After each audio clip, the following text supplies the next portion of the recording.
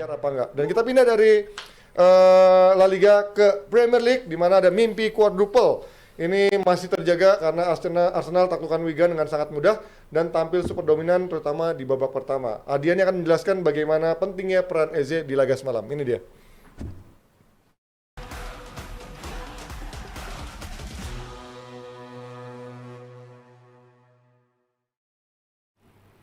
JMT luar biasa hasil yang didapat oleh Arsenal kalau mampu menghancurkan Wigan di babak keempat dari FA Cup, dan tentunya peran yang signifikan dimainkan oleh Eberezer yang tampil begitu sensasional di lapangan tengah untuk Arsenal. Lama tidak terlibat dalam urusan menciptakan gol dan assist untuk Arsenal, kemarin dia mampu mempertunjukkan aksi terbaiknya, dan kita akan saksikan upaya luar biasa yang dia tampilkan oleh Eberezer di build up dari gol pertama yang mampu dilesakan oleh Noni Madueke, dan peran dari Eberezer di area lapangan tengah untuk bisa memancing pergerakan dari Moxon, Weir dan juga Wright, para pemain dari Wigan. Dan ini ada space yang cukup menganga di area yang tentunya sangat berbahaya yang harusnya bisa di cover oleh para pemain dari Wigan. Mereka khawatir dengan movement yang ditawarkan oleh decoy-decoy yang beraksi di sini. Ada Martinelli, ada juga Bukayo Saka. Dia peran barunya nomor 10 ini membuat atensi terbagi bagi para pemain Wigan, dan dengan upaya luar biasa yang disajikan oleh Eberezer dan bagaimana dia juga mampu melewati hadangan dari para pemain Wigan kemudian melepaskan umpan yang bisa menembus pertahanan dari Wigan. Ini adalah satu aksi yang harusnya bisa lebih konsisten ditampilkan oleh Eberezer dan dia sajikan kemarin di Emirates Stadium. Kalau kita melihat ke klip selanjutnya, atensi dari Eberezer adalah menuju ke depan dan dia melihat peran yang ditawarkan di sini oleh Noni Madueke ke channel yang sudah tidak terkawal sama sekali, dan upaya terlambat untuk menutup jelas terjadi di sini dari kedua pemain, dan tentunya dalam adu sprint menuju ke gawang Madueke akan sangat unggul. Weight of the pass yang ditawarkan, kemudian presisi yang tersaji, breaking the lines of defense. Ini adalah hal-hal yang ditawarkan oleh Eberezer, dan dengan upaya berikutnya bahkan finishing dari Madueke ini tanpa kendali dan langsung bisa melepaskan effort melewati hadangan dari penjaga gawang tackle, sebuah finishing yang luar biasa. Tapi kredit harus diberikan kepada Eze dengan umpannya yang mengunlock pertahanan, yang membuat para pemain di midfield dan di backline dari Wigan menjadi non-faktor, dan Noni Madueke punya tugas yang lebih simple dan lebih mudah untuk bisa arahkan bola menuju ke gawang dan melewati hadangan tackle tanpa kendali. Dengan upaya first time effortnya langsung memberikan gol bagi Arsenal. Dan kemudian di gol berikutnya juga sama dengan kembali atensi dari Eberezer di sektor ini begitu sensasional. Atensi terhadap detail dan bagaimana seharusnya tiga pemain yang satu bergerak untuk bisa membantu menuju ke Eberezer. Kemudian bagaimana dua pemain dioccupy oleh satu pemain Arsenal, yang ini Gabriel Martinelli. Harusnya keadaan ini menguntungkan bagi Wigan, lagi dengan setnya dua pemain di sisi terluar untuk juga bisa mengcover apabila Martinelli lolos, dan bola ini bisa ditawarkan menuju ke zona yang diincar oleh Eze di zona ini. Tapi atensi dari para pemain Wigan tidak dalam kondisi optimal, dan kembali weight of pass, kemudian quick thinking dari Eberezer, dia bisa arahkan bola ke zona yang kembali begitu menganga. Dan di klip berikutnya kita akan lihat bagaimana Martinelli masih menemukan beberapa kendala dengan covering defenders yang ada dari Wigan. Tapi kemudian kemampuan dia dari sudut yang cukup sulit dengan hanya satu kendali kemudian melepaskan tembakan. Ini juga sensasional. Jadi dari proses gol dan juga peran Eberezer yang begitu luar biasa, ini pemain yang harusnya bisa tampil lebih sering dan konsisten seperti ini. Tapi sayang memang berapa laga dia tidak bisa tampil optimal, tapi dia unjuk kebolehan di FA Cup dan menjadi key player yang memberikan keuntungan bagi Arsenal dengan 2 assist luar biasanya.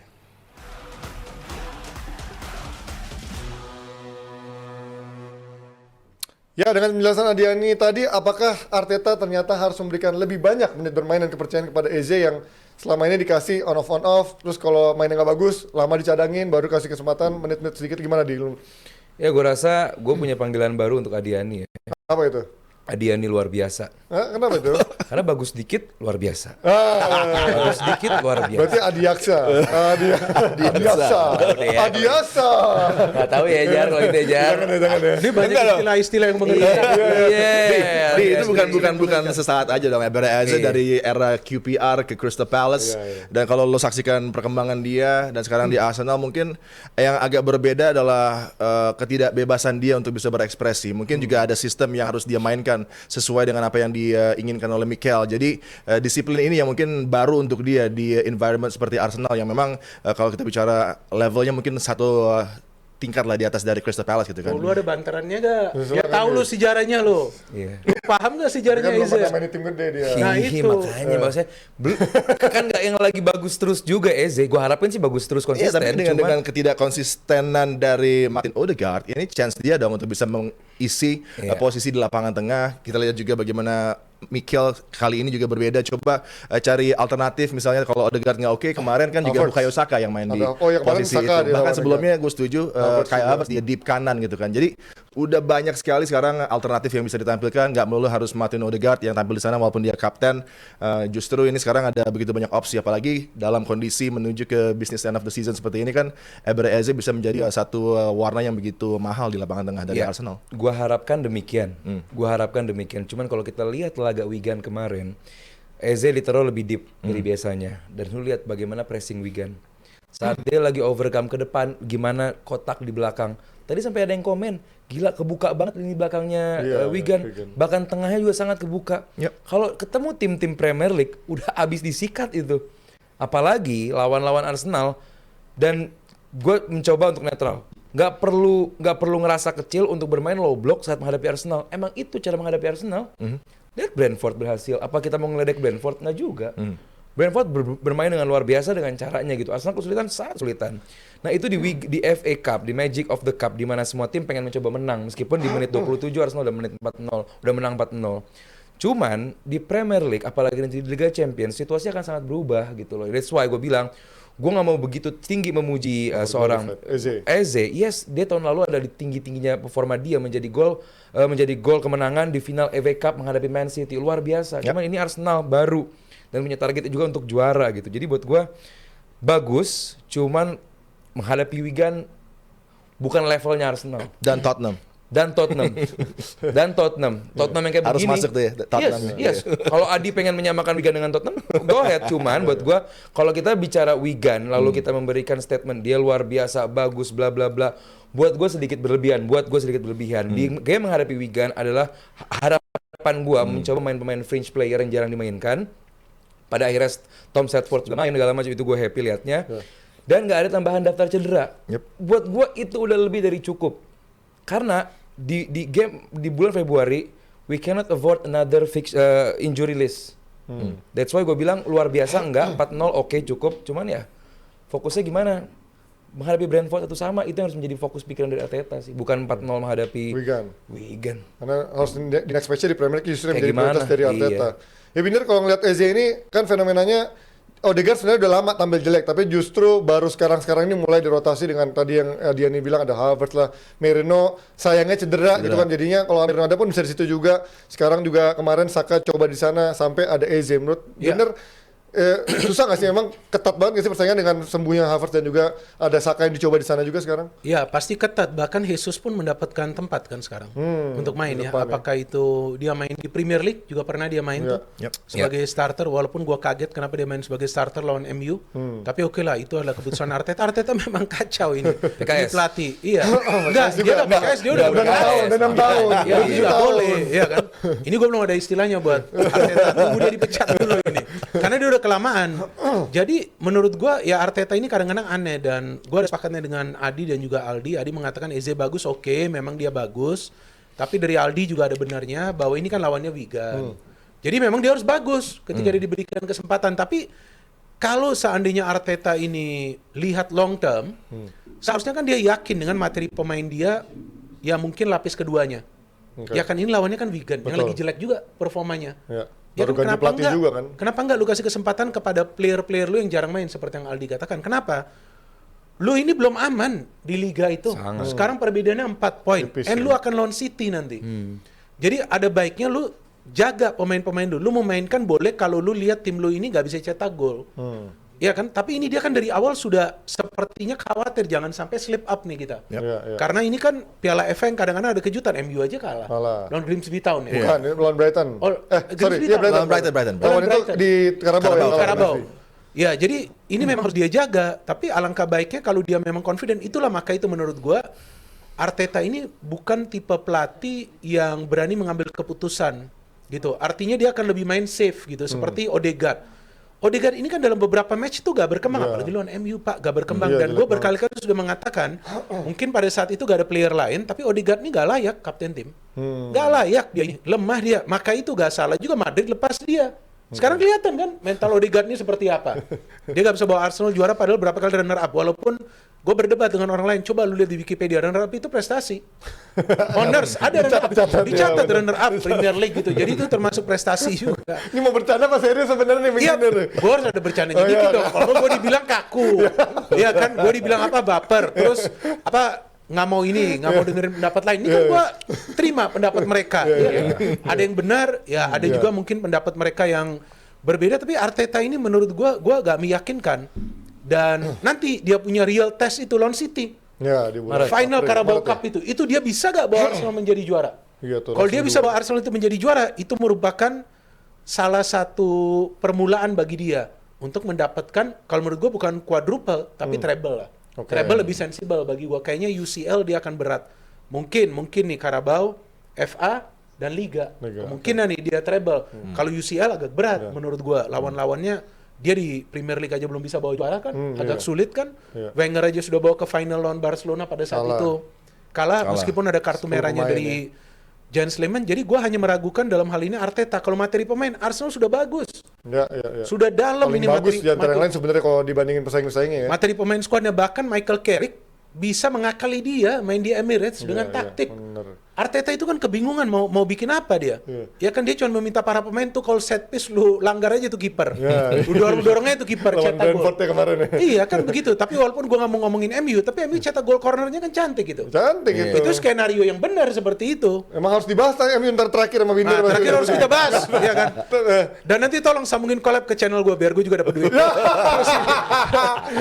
Terus ini, maksud gue meragukan hanya Arteta. Materi pemain ini udah paling terbaik Arsenal punya. Dan ada kawan gue dari Inggris ngomong, gue gak tahu nih Aldi tahu atau enggak. Baru last week ada board meeting.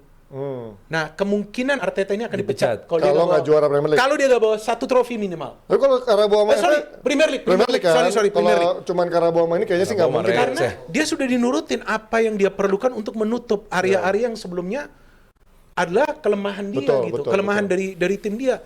Lu mau apa lagi? Apa lu mau City yang kasih lu pialanya? Kan nggak mungkin seperti itu. Diantar ya. Iya kan nggak mungkin. Jadi lu harus sekarang sudah harus lebih pintar. Nggak tahu nih Artetanya paham nggak soal ini. Ya, kita sebagai fan Arsenal kita sudah rindu soal juara. Binder sama Aldi maksudnya ya. Dan mumpung, ya kan kita lihat sekarang City ini lagi dalam masa transisi. Gue nggak mengatakan jelek. Ya. Lagi transisi. Lagi bagus pemain baru. Tapi jauh dibanding City yang dulu sebenarnya ya. Iya, secara tapi kualitas ya. Pep sudah mengatakan bahwa tim gue lagi dalam masa transisi di awal musim lah, ketika ada kekalahan. Jadi ya kalau tim gue sekarang lagi begini, ya itu wajar. Tapi Arsenal kan nggak ada transisinya. Transisi malah makin bagus justru. Punya banyak pemain bagus. Apa perlu ada pelatih double pelatih Arteta sama siapa buat juara? Lucu ini Arteta ini. Tapi kalau mau jujur-jujuran ya, Bang Minder, kondisi tim Arsenal sama City dalam 3-4 game terakhir gua lebih better City. Ya itu maksud gue lebih stabil ya. Lebih stabil dan lebih confident, lebih para mengancam. pemainnya. Jadi nggak bisa lagi kita melihat bahwa ya udah City lagi transisi selesai lah, nggak juga. Itu betul. Sekarang mereka sudah mulai 4 stabil. game terakhir buat Lagi gua bagus. Arsenal harus jauh lebih berhati-hati, dan puncaknya kemarin di game menghadapi Brentford, lu nggak bisa mengharap lawan untuk bermain menyerang karena antitesis menghadapi Arsenal adalah lu bermain negatif football Low gitu block, dan di lock banget gitu. Jadi buat gua nggak akan mudah menang Premier League itu, meskipun banyak orang yang baru kemarin sore nonton bola bilang bahwa ini akan menjadi SKS juara supporter kemarin sore. lagi. akan menjadi juara terburuk sepanjang masa bla bla bla. Ya lu mau Enggak, gimana ceritanya? kenapa juara terburuk? Ya juara ya juara lah. Whatever. Iya makanya ngomong begitu. Maksudnya lu bisa compete sama Liverpool, lu bisa compete sama City. Gue gak setuju sih sama itu ya. Iya, I mean, Termasuk Leicester dulu juara dibilang pesaingnya lagi pada jelek juga gak setuju sih. I mean Itu Tottenham bersaing-saingnya. jadi Arsenal masih harus lawan Tottenham loh. Iya besok kan. iya. Siapa pelatih baru Tottenham? Igor Tudor. Igor Tudor. Lebih lawak mantan lagi. Juventus. Bagus lah kontrak dia aja lah. Dia suka aja ngambil dari Itali tiba-tiba. Tapi ya. biasa pelatih baru bawa ini loh, angin baru loh. Iya, Hati-hati. new manager bounce. Habis itu jebol. Iya kan? Tapi awal-awalnya nih bahaya. Tapi gue ngelihat Mikel Arteta dalam kondisi sekarang dia lebih siap, dia lebih tahu bagaimana meng-approach sebuah pertandingan. Bahkan kalau kita Tapi lawan bicara, MU gak bisa ngapa-ngapain dia dari segi taktik. ya itu ada satu kendala yang membuat dia tidak bisa mengimplementasikan apa yang Susah. dia Kalau depan inginkan. king MU semuanya harus betul-betul Iya, tapi harus soalnya. diberikan Gua malahan kreditnya untuk Carrick Gue dan cuma berharap Manchester itu United. match Arsenal jangan kalah karena fans MU keluar semua. Ya itu dia. Itu aja. Gue pas gue yang siaran kan, gue sama Stuart tuh lagi siaran lagi nonton, jangan sampai kalah ini. Gue Muncul tanya dia semua. kenapa? Ini habis nih kita dengan fans MU. Gue juga bilang ya ini habis nih. Udah 2-2 kita bersyukur. Yang penting lu jangan kalah deh. Kalah ternyata 2-3. Habislah DM gue masuk. Nggak cuman kalah ya, Bung. Cuman the way mereka Cara kalah, kalahnya ya. itu buat gua Ya lawan Brentford juga sama. unacceptable. Ada beberapa mungkin problem solving yang nggak bisa muncul dari Arsenal untuk bertemu dengan tim-tim seperti tadi Manchester United, Brentford dengan set piecesnya juga justru jadi senjata makan tuan untuk Arsenal gitu kan. Bagaimana mereka meng-approach sebuah tendangan penjuru, long throw dari Kayode. Tapi juga sekarang Mikel tidak terlalu overthinking. Bahkan menuju ke saat di mana di momen krusial ini dia keputusannya tepat. Bahkan mungkin kalau Binder katakan harusnya ada tim kedua atau ketiga yang ditampilkan melawan Wigan untuk bisa Pelapis. menyimpan tenaga, tapi justru menangkan dulu pertandingannya. Ya, Your yang best menarik- players yang menarik- ditampilkan untuk membawa tim ini menuju ke round berikutnya gitu kan. Iya. Ya, kemudian baru Amanin dulu lah. changes dilakukan dan itu yang dia lakukan. Kemudian juga untuk membungkam para kritisi, gue kok yakin bahwa Arsenal bisa nggak cuma treble tapi sabu bersih semua. Wow. Quadruple. Bold statement ini. Karena ini yang akan membungkam para kritisi, yang akan membuktikan Mikel adalah pelatih yang hebat, butuh waktu untuk dia bisa mencapai ini. Proses. Bersama dengan tim ini kan dia luar biasa nih. Sudah ada koneksi juga dengan Iya. supporter di tribun Emirates, nggak selalu terjadi untuk Betul. pelatih Arsenal Betul. gitu kan. Dan gue sering mengatakan bahwa kondisi Arsenal jauh lebih baik daripada Manchester United. Ya. Karena MU harus gonta-ganti pelatih. Iya betul. Ya kan Arsenal ini masih Ada stabilitas, ada stabil stabilitas. dengan Arteta meskipun nggak juara, at least mereka main terus di Liga Champions kan itu pemasukan ada juga bagi mereka.